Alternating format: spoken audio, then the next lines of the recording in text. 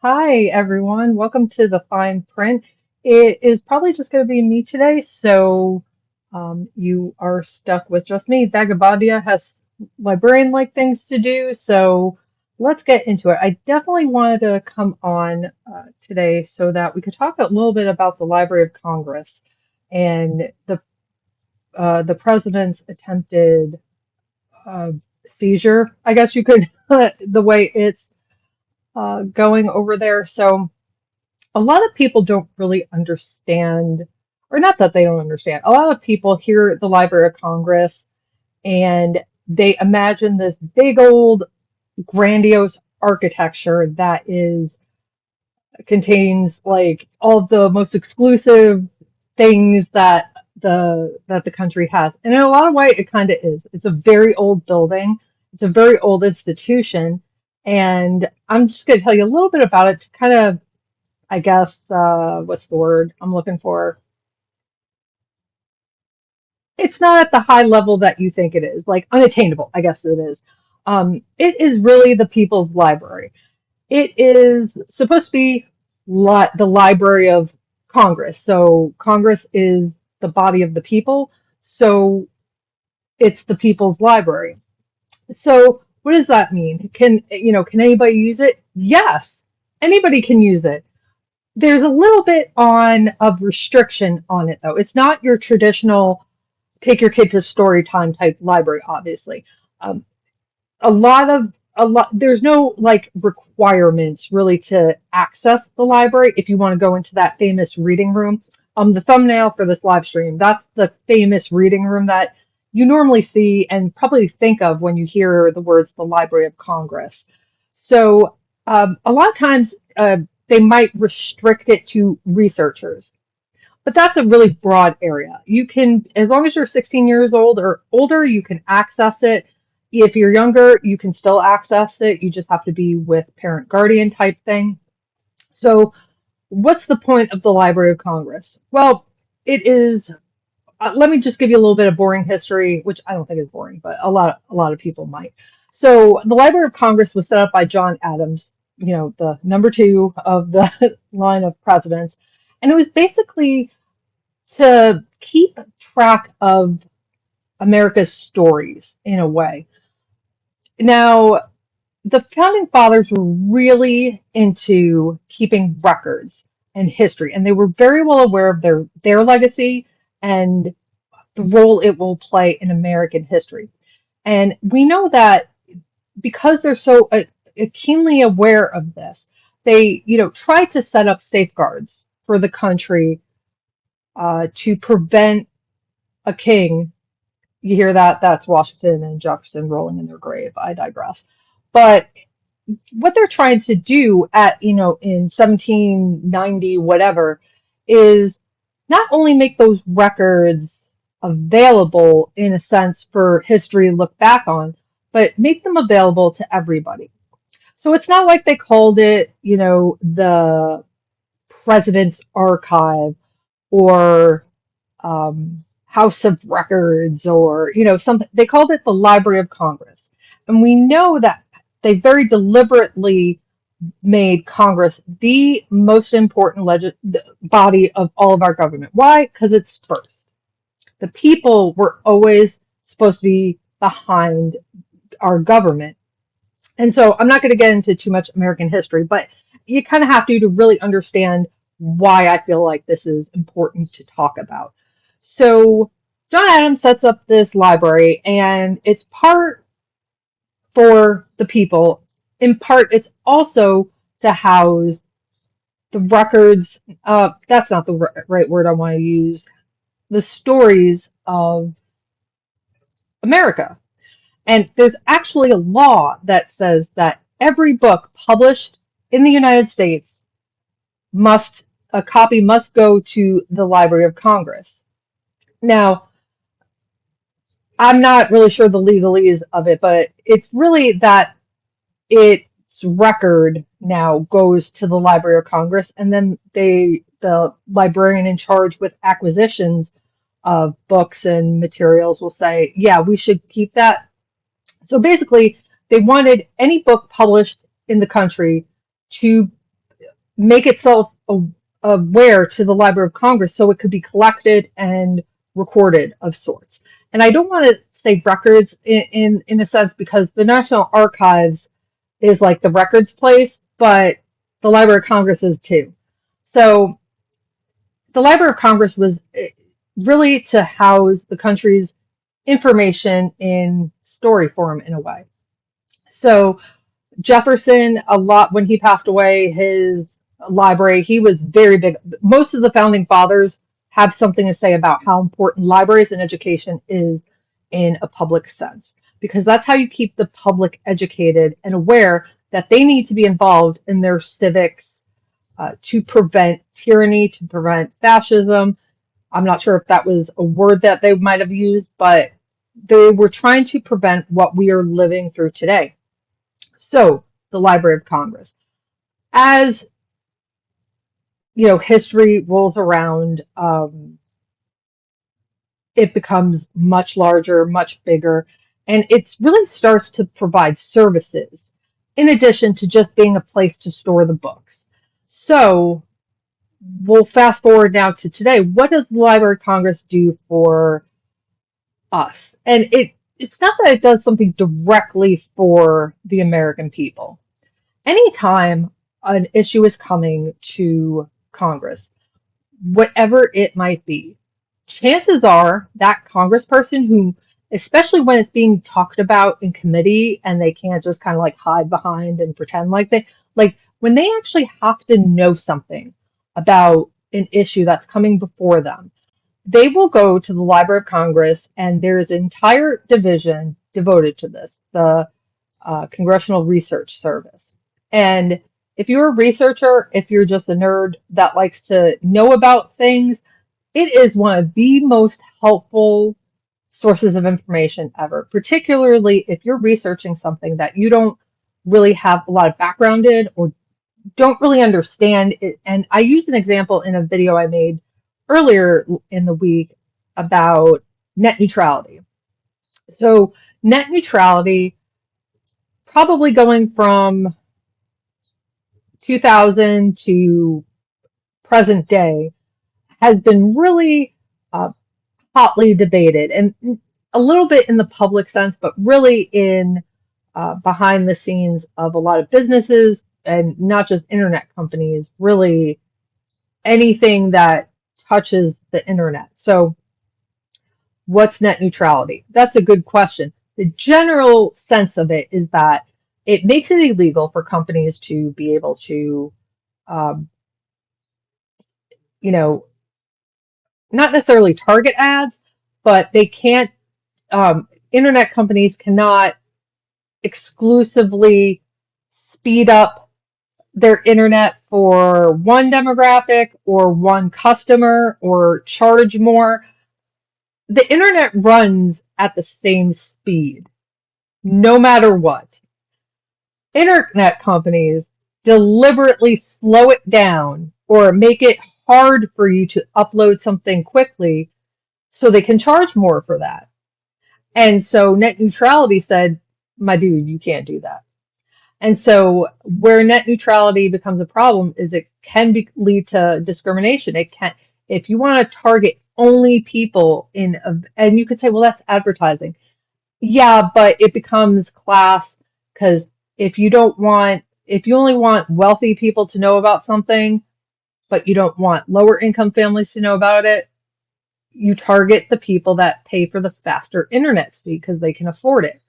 So that's glossing it over. That is a very, like, that's only one component. Anyway, back to Library of Congress. So I had to help a faculty member talk about net neutrality. And Obama made it, uh, brought in net neutrality. Trump took it away. Laws are passed. Internet. If you ever noticed your internet provider charging you more for faster internet, and then all of a sudden it's not more expensive to charge more for faster internet, that's net neutrality at play. So looking at all previous legislation before Obama, during Obama, after Obama, like copyright stuff that got involved. It's complicated. There's a lot of information to really see the timeline of it. So what the Congressional Research Service does is it takes all the information available and it puts it in sometimes just like 3 pages, sums up the key points of the history of it, pros, cons, uh, the laws that are associated with it. So a member of Congress can look at it. Okay, let me look at this law. What does this law say? What does that law say? Was this done by executive order? Was it an act of Congress? What? And it makes their lives a lot easier. That's one role of a librarian in a library is assisting with research. So back to last week when Trump fired the Librarian of Congress. So Dr. Carla Hayden, she was appointed by President Obama, and Librarians of Congress are kind of like the FBI director, not in job description, but in their term. They're appointed by the president. They serve about 10 years. Presidents, up until Trump, do not fire the Librarian of Congress, typically, unless it's, something egregious, So uh, I think it really needs to be just her biography a little bit is she had served as a librarian in I believe it was the Maryland public library system for like 20 something years. She has obviously a PhD in libraries and education. She was a school librarian, I think, in the beginning of her career, and she had like it was applauded when he appointed her. She was also the first librarian prior to that in the last 40 years. I'm pretty sure ever, but most of the time the Librarian of Congress is a political hack. But I need to look. I thought she was the first Librarian of Congress to actually be a librarian in its history. But I also read something that in the last 40 years, which both are plausible. So, but it had been a while. Let's just say it was a while since there was an actual librarian serving as the Librarian of Congress. So she is more than qualified to be doing this. You would think that probably 40 years of librarian experience in public, academic, school, that would be more than qualifying to be the Librarian of Congress. Anyway, so and let's look, I'm trying to bring up the article just to kind of give you an idea of what we're working with here. Um,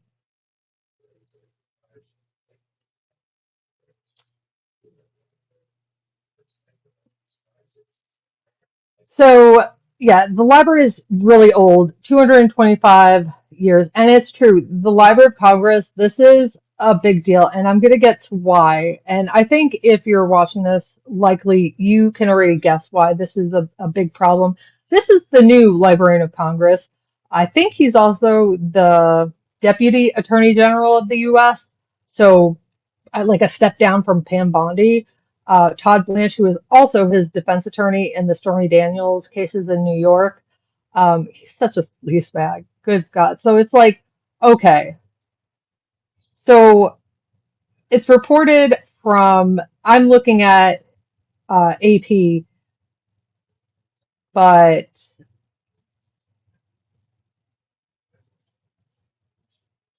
where is that quote? Basically, who's that press secretary?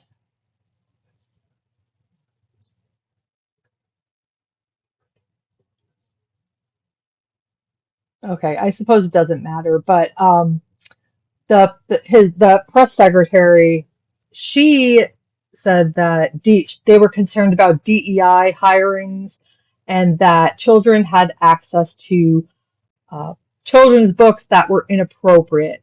So we already know, and I have yet to see a reporter call her out on that, so I highly doubt she was ever called out on that. The Library of Congress, I just told you, if you're under 16 years old, you cannot check books out or be there without a parent to begin with. So that if that's your actual good faith argument for firing her, you might want to have just try to parent and then,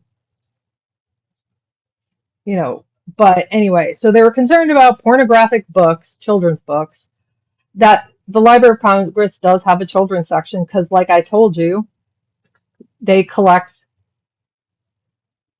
everything. So, and nowadays in their collection too, um they're not gonna any book that's listed on Amazon, um they're not gonna, say, hey, send us one. Usually it's historically significant or it's talking about a topic that's timely. So of course they have children's books. Why wouldn't they? Because at one point, literally, they collected everything, and now they collect, important works of the American people. So that line's bullshit because children really aren't, just because there's a children's section doesn't mean that children are coming in for story time at the Library of Congress. Remember, this is Congress's library. So it's like it makes you want to like scream into the void as a librarian because it's like, can you just like can you just even just Google this shit? I digress. So there's that. But a DEI hire, because she is the first Black female to be appointed to be Librarian of Congress. So that alone is kind of bullshit. And so you're so now you're like, all right, Allison, why is this important? It's important for a couple of reasons. I just told you what the library houses, America's history. And it may not be actual history books, but we're looking at books that have been written since John Adams, and probably before then too, but like that is some powerful information. Just on if you wanted to stamp out American history, and obviously going after the Library of Congress doesn't stamp it out, but if you really wanted to um, give it a good gut punch, that's one way to do it. If you control the information that Congress sees, that's a pretty powerful move. And I had been hearing from all the professional library channels that I follow, um, about how the Library of Congress, some people that have been speaking anonymously saying they were in a frenzy to back up data and information. Data meaning collections that have been digitized, the metadata of works that have been collected there, uh, pretty much for expecting this. And I didn't really make the connection then because I just didn't think he would really go after it. Not in a naive sense, I mean, but I just didn't, let me rephrase, I didn't think he would this viciously go after it. And honestly, I thought he would just fire her and replace her with somebody that maybe made sense a little bit. Todd Blanche, though, that signaled to me that he had something nefarious. Like, there's something nefarious going on because why do you send your grimy goon lot lawyer to be the librarian? He's the Deputy Attorney General of the United States, and he appointed him as um, interim Librarian of Congress. So that's a little wild, when you really think about it. Forget the qualifications and all of that. You know why that lawyer? Because he could have sent any lawyer. If he was just looking to fill it for just generally grimy purposes, but he picked that one who's already you know, he wants someone loyal to him handling this. And so that alone, really, and I'm going to talk about some of the more nefarious uh, theories and, people in the Library of Congress, they are talking to reporters anonymously, and I get it, why they're doing that.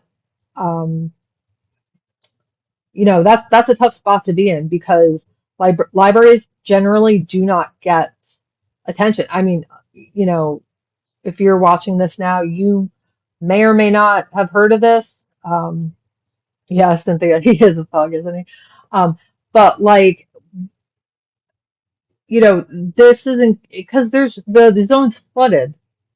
And but I really think news organizations really somehow make people care. Like the media made people care about the stupidest shit over the last 10 years. Make them care about this because here's what's really the one of the most nefarious um, probabilities of what he's doing at the Library of Congress. AI. Now, Library of Congress is working with some AI technology, and I don't really know a whole lot about. I assumed it had more to do with reference services and retrieval um, of not kind of like it's not like Grok or Gemini per se. Gemini's Google's AI platform, but like to feed AI. If you want to train AI, the Library of Congress is a treasure trove of original creative work and a treasure trove of nonfiction and a treasure trove of primary source data. So getting, and it's not like the Library of Congress is like, has this little like National Book of Secrets like in the movie, and it's like, okay, I got the book, here's all the secrets. Like, I have a side note, I think Trump thinks that's real. I mean, am I wrong in thinking that like let's be honest. Like, I mean, is that not a small possibility?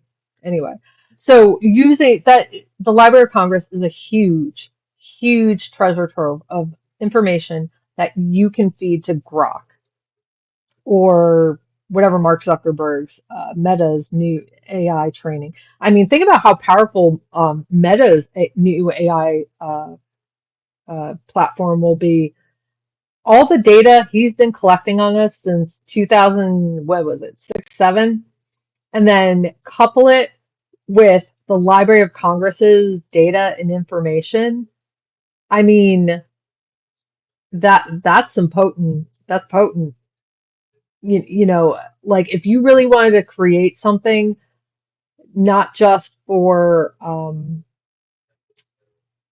like if you really wanted to advertise, that's that's something that all that information, talk about knowing your consumer and then uh, being able to provide it with the right product at the exact right time. That's powerful. But think about all the other generative AI for a second. So generative AI works by scraping the public internet. And another misconception about the internet, what we see when you go to Google and search for a recipe or anything like that, you're only seeing a small part of the actual internet. Then you have the part of the internet that is like our stuff that's secured. So like you go log in to pay your credit card bill. That's on the internet, but Google can't see it.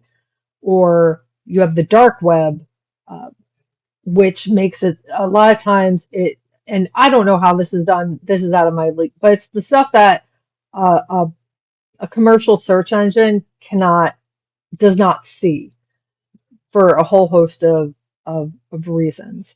So what generative AI does is it scrapes the internet for information and spits it back out in a way that sounds intelligent, like a person, or hence artificial intelligence. Now, right now, it has gotten quite measurably good at um, coming to you with accurate information. But here's the problem with it, and what I tell my students who are trying to pass off their assignments to me with AI is it's scraping what's public. If something is behind a paywall, like in a college, university, public library, they have subscriptions to journals, and um, those have to be paid for. And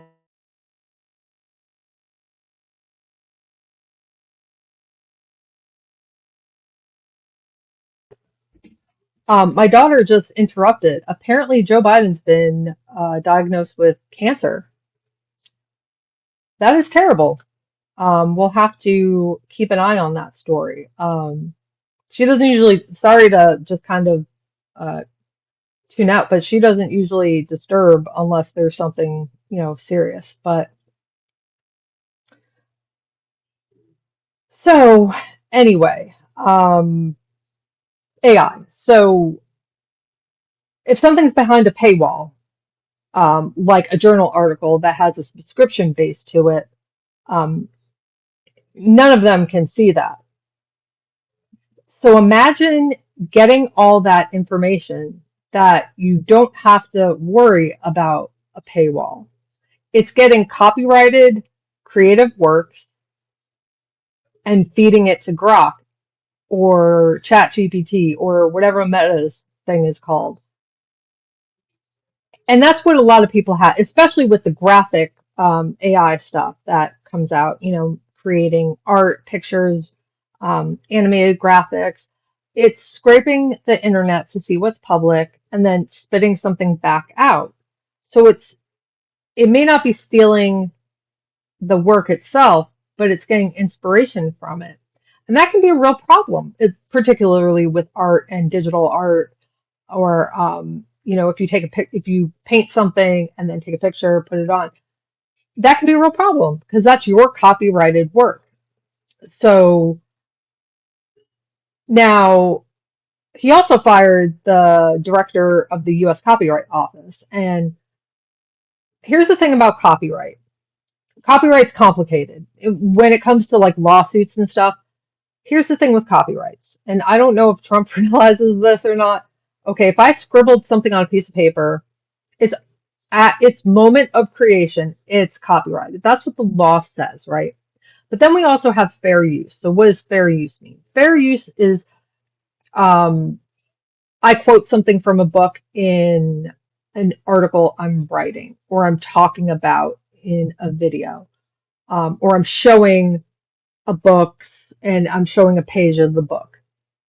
A lot of times it's for, when it's for educational purposes, that can be considered fair use. But people try to abuse fair use. And you see this a lot in reaction content on TikTok, YouTube, where somebody will literally play somebody's video, not credit them, and then, their commentary earns millions of follows while the person who actually made the video that the commentator is commenting on doesn't see anything. So if you're making reaction content, credit the people that you're using.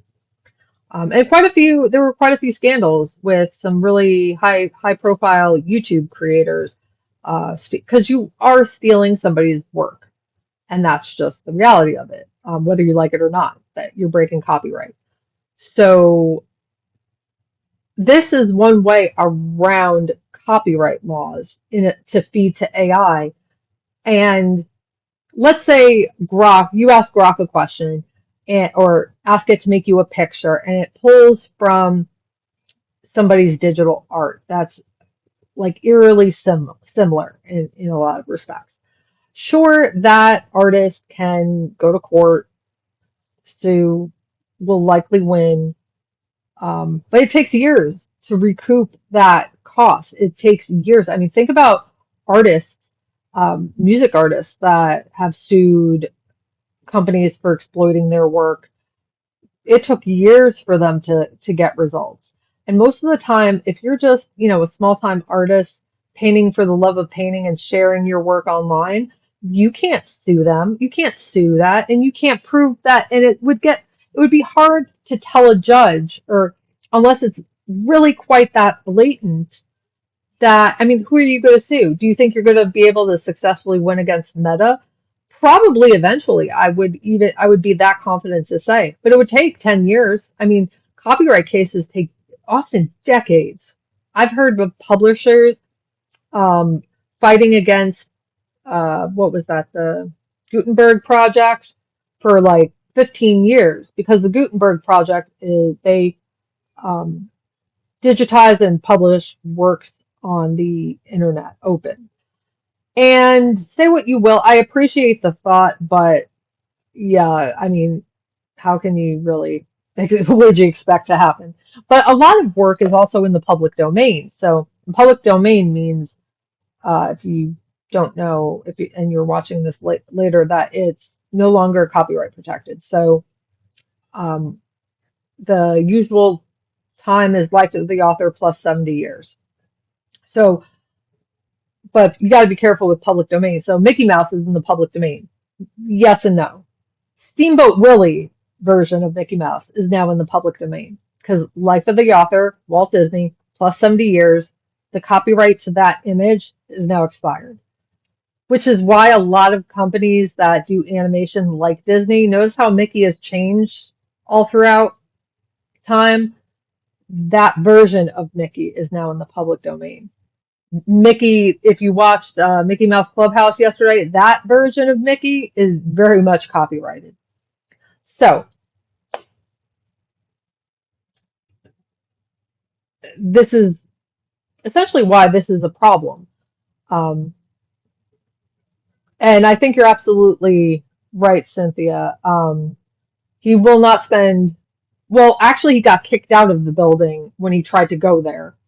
Um, I guess he didn't have the security clearances. I don't, when you hear from Trump people, they'll say that all of a sudden librarians are dangerous to national security. You hear from the librarians, he didn't have a badge to get in.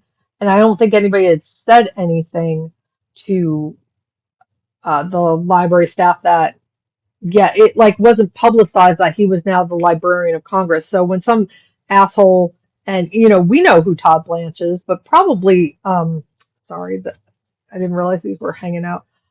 Some random person working at the Library of Congress likely may or may not know him. I don't think he's as recognizable as most people think. Living in Washington might be a different story. I think he's one of the more obscure people, goons that are in the administration, but I might be. But, some guy comes up, I wouldn't have let him in, particularly not even just because I think he's a goon and doing something nefarious, but if you don't have a badge, why would I let you into the building if you're not cleared? Like that doesn't make sense. But and I really couldn't find out because, on the Library of Congress website, there's not going to have any information on this. And the news is only reporting the same crap that every other, nobody has real new information on it. So I really think, though, this isn't like the number one danger to America, but it's definitely an alarm of like for the people who are, living in denial, putting their heads in the sand. I mean, why would you send Todd Blanche to go seize the Library of Congress and the Copyright Office? Why would you know, think about it logically, and there is no logic to it except, nobody thinks, if you think it's weird that he would seize the Library of Congress, it is weird. So, and so I've also heard that, and this is in that one article that I had put up. Um, Let me get back up. In the same article,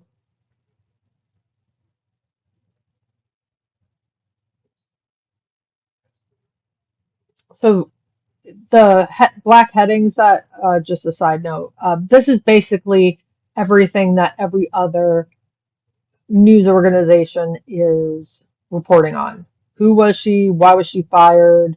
The White House firing her. So this is the part I was looking for. So, does the president have the right to fire? Yeah and no.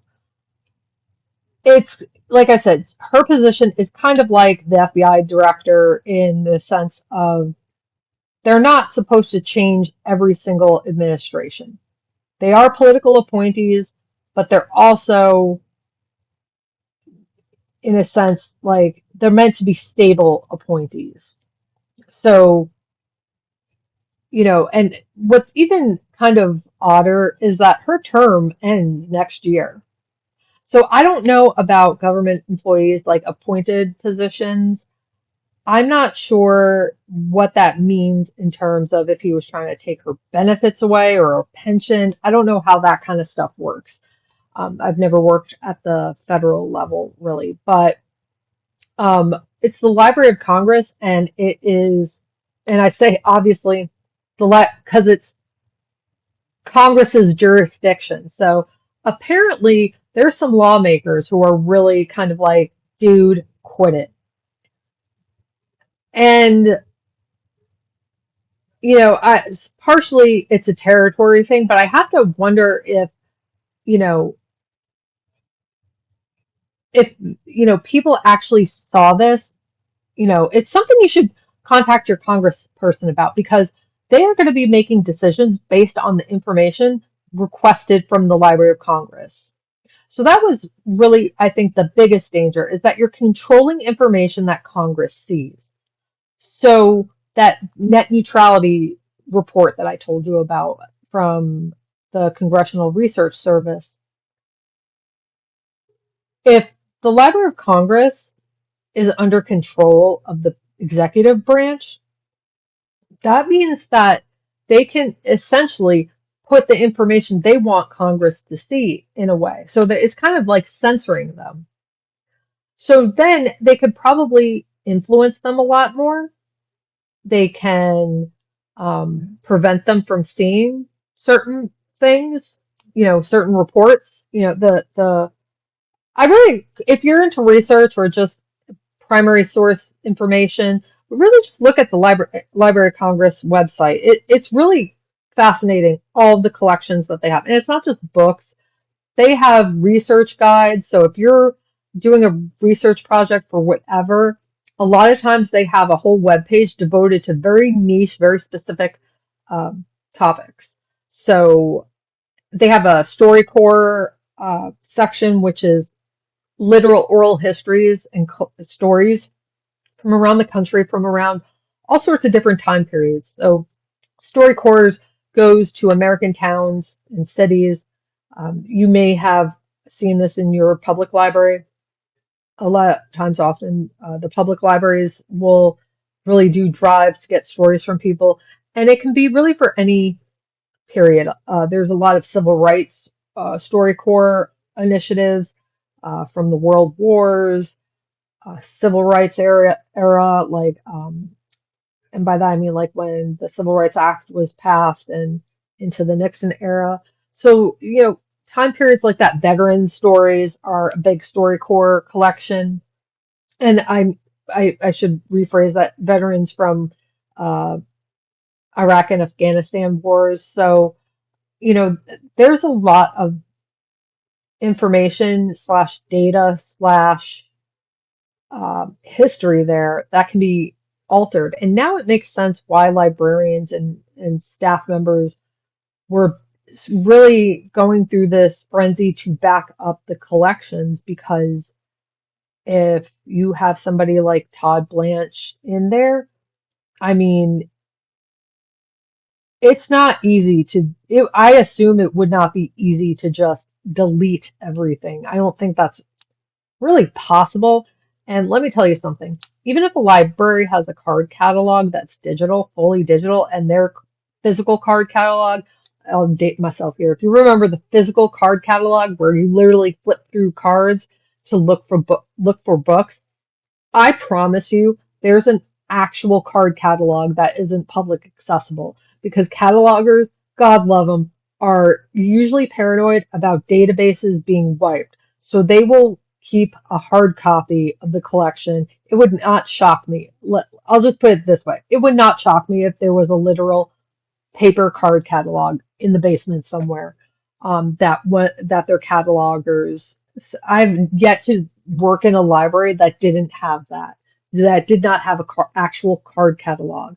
Um, Still, maybe not for public use, like I said, but as a backup. So, but anyway, I'm sure it's not impossible. I'm sure um, it's definitely plausible. I think about, well, if I wanted to delete the library I work at, and I do not ever want to do this to any library, just as a side note, I it would be really almost it would be very difficult for me to go into my library's catalog and totally wipe it out or delete things that I did not want to be there.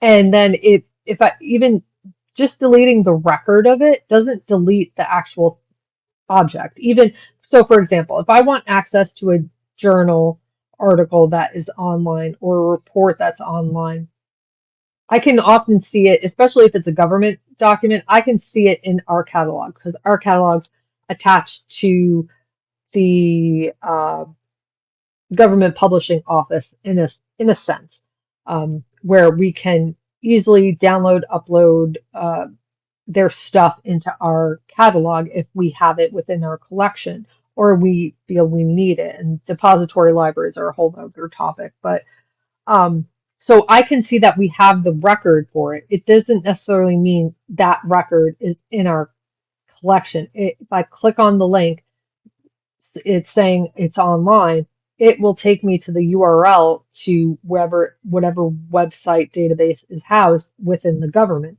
So just because you delete the record doesn't mean you delete the actual item.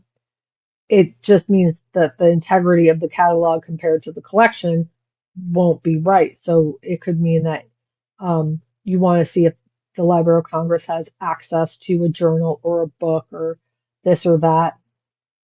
It may say that the library doesn't when it does, the record's been deleted. Or you go to check out a book and the librarian scans it, or, and they don't have a record for it in the digital sense. So that can be a real problem. Assessing their collection in terms of what to acquire, I wonder because they collect everything, I wonder what their reading process is like. This is just librarian thoughts. So anyway, that's a real issue. It really compromises, um, and in a sense, maybe that's the point, to compromise the integrity of the library. If you can't trust the information that is pumped out of it, how do you know the information is legitimate? That's one thing that we're really going to have to look at. Um,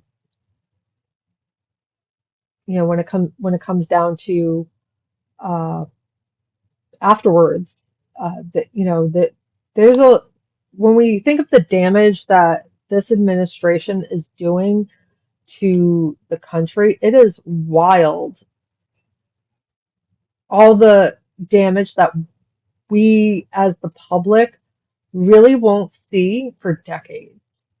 I mean, to assess the like, let's just take a surface level problem. The Library of let's say they just deleted a bunch of records so Congress can't find books, but don't actually take away the books. To check the integrity of what the Library of Congress has in their catalog versus what is actually there. I did, when I was a baby librarian and I was trying to find a job, I started volunteering at the library on post. And it wasn't the library that all the families go to.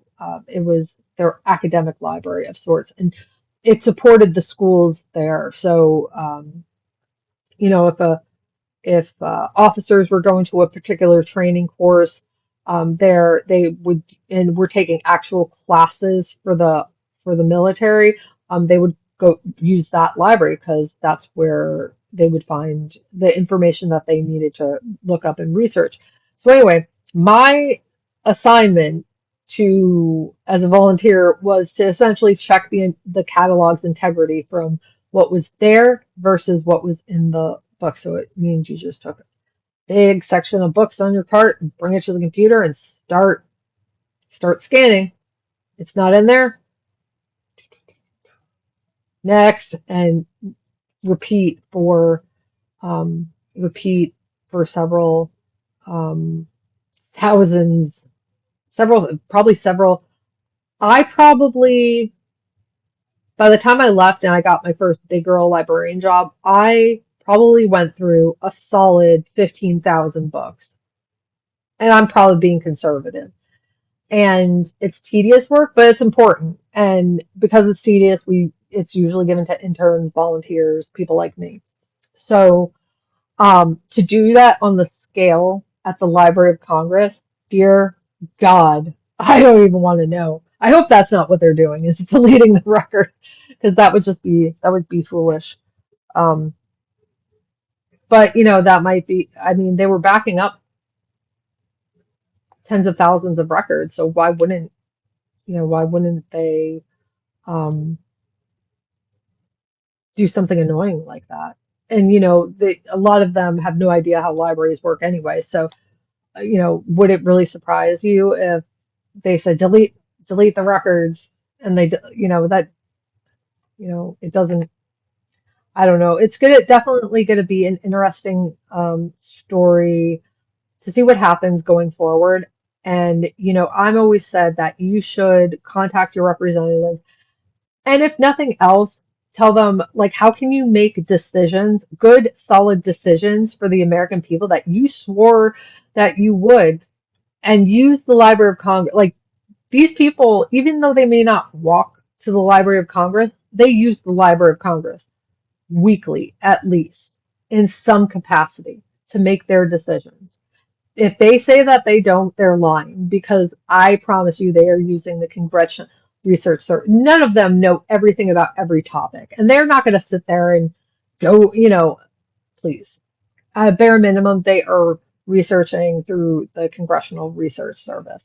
But I definitely encourage you to, not just for the sake of libraries, although that is important, and this is really an attack on libraries and information in general, but really for you, because these decisions are going to be made um, using information that's researched or by people who do the research for them on information that may or may not be right. So that could affect your drinking water, your food safety, your medical stuff. I mean, all of that stuff is already kind of screwed to begin with. So, you know, this is definitely something to mention when you contact your representatives. And also, that's your library, dude. Representative, whoever the fuck you are, that's your library. You gonna let that punk like tell you what to do, what to read? Now you know how it feels, kind of thing. Um, so it'll definitely be interesting to see. Definitely, keep me posted, because I look for this information all the time, but sometimes the algorithm just, I search for it and I don't see it for whatever reason. So, some housekeeping before I let you all go. Um, Vagabondia and I are working on some bookmark merch. So we've been putting quotes on bookmarks, which are actually a lot harder to source than you would think. Um, but let me get the link tree up here.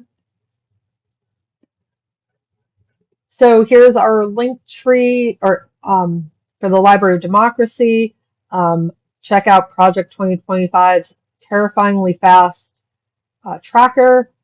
Contact your representatives. I have a video for here and some tutorials and guides on how to find who your representative is. Hey, if you're late to the game and wanting to contact your representative and you don't know how to find it, they've made I don't know if this is on purpose, but Congress's website is challenging to locate now. Sometimes there's error messages, broken links. So I have a tutorial that will help you navigate it if you find that their website is not working.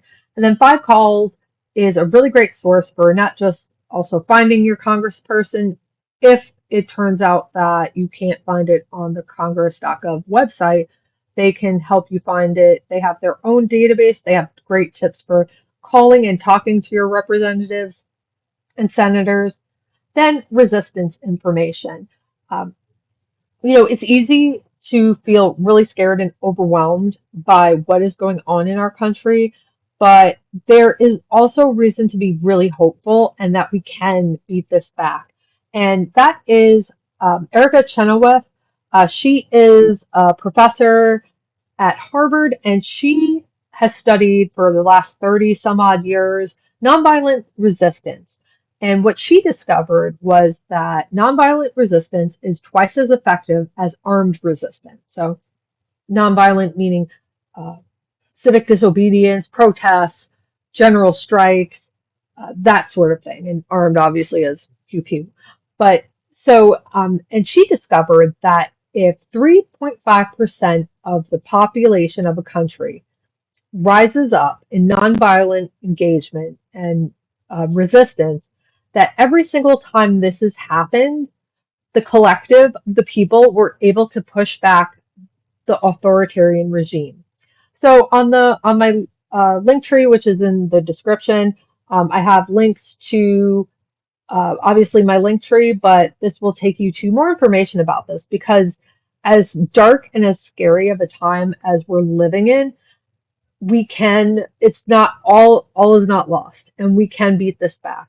And if you're a stats and data person, this will be perfect for you. And she really breaks down kind of research that you would think couldn't be quantified into a quantified uh, presentation of this concept. And then some groups that you can join. Indivisible is really popular and really, really wonderful. They started when the first Trump administration wanted to cut Obamacare, and they, created a massive coalition of smaller grassroots groups, and there are thousands of them throughout the country. So, and they help you if there isn't one near you, you can start your own. And they provide a ton of material to help you do that. They have weekly meetings. It is a really great organization. And you're not just meeting with people, like you're meeting with the people that founded it too. So it's not like some snooty, um, you know, group that they just like you're every week they have a group call and they talk about issues, give advice, what to do for the time, and all of that. And then some Library of Democracy information, the link to our Substack, and the YouTube channel. We don't. I think this might be the second episode of the fine print, but where you can catch it. Uh, and if you want to support the fine print or the Library of Democracy, you can buy me and Vagabondia a coffee. Check out our bookstore that's on bookshop.org, where if you make a purchase, we get a small commission out of it, and it's no cost to you. But it's also a great way to support independent bookstores. I have moved off of Amazon, so I love bookshop.org, and the prices are generally the same. There really isn't often there isn't when it comes to print books, there really isn't this big difference most of the time when it comes to publishing. Kind of like the cost of the book is the cost of the book. And oftentimes it's set by the publisher, which is if you turn a book around, a lot of times you see like the price tag. It's like not even a tag, it's like on the book. And of course, we thank Tony Michaels for letting us use his StreamYard. Check out his link tree and his podcast every day, Monday through Friday, 12 noon Eastern. We really appreciate his support and getting our little podcast off the ground. So, with that said, thanks y'all for joining in and listening. And we will not be here next week, or at least I won't be. But first of all, because it's Memorial Day weekend, but also because I am going out of town. So, um, but I will be posting some additional content on the channel. So thanks for joining, and I'll see you all next time. Bye.